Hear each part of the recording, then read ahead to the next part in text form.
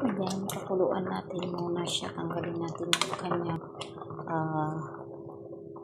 dugo, and then pakuluan natin ulit ng may ayan, itatapon natin ang ating pinakuluan.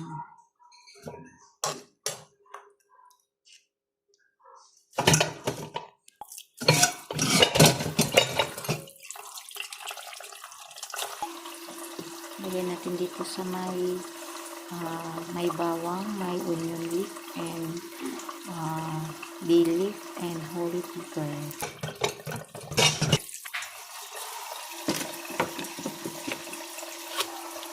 Lagyan natin siya ng tubig. Pakuluan natin siya ng 40 o 45 minutes.